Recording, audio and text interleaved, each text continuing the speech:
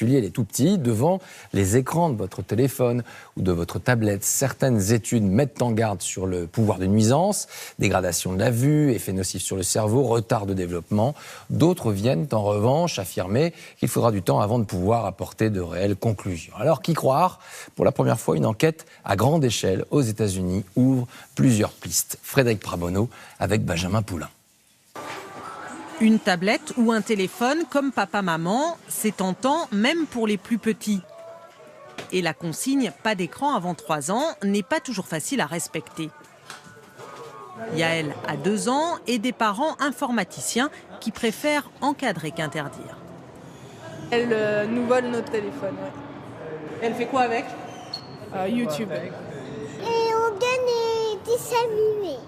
Des dessins animés. Mais on sent bien que voilà, il a les yeux rivés sur l'écran et puis qu'il ne se passe pas grand-chose d'autre. Il est plus attentif à ce qui se passe autour.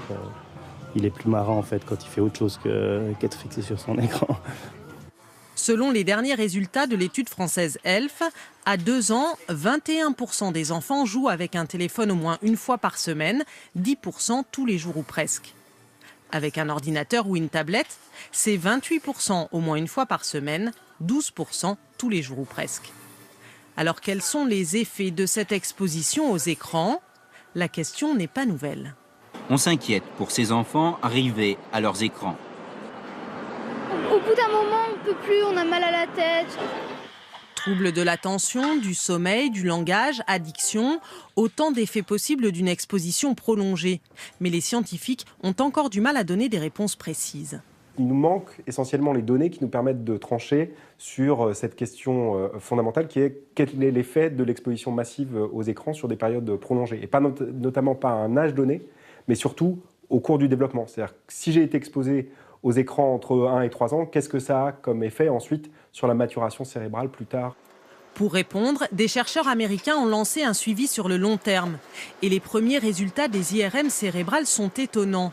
Des modifications sur le développement du cerveau, sa maturation, chez les 9-10 ans passant plus de 7 heures devant l'écran. Plus je passe de temps devant l'écran, plus la maturation de mon cerveau va être importante dans certaines zones cérébrales. Néanmoins, pour l'instant, on ne sait pas si ça reflète des effets positifs ou négatifs. Il faudra plusieurs années pour avoir des résultats définitifs. En attendant, le principe de précaution s'impose et l'écran ne doit pas devenir une nounou numérique. Et on va maintenant partir à Londres où les Britanniques sont en plein débat sur le Brexit, mais c'est un autre événement.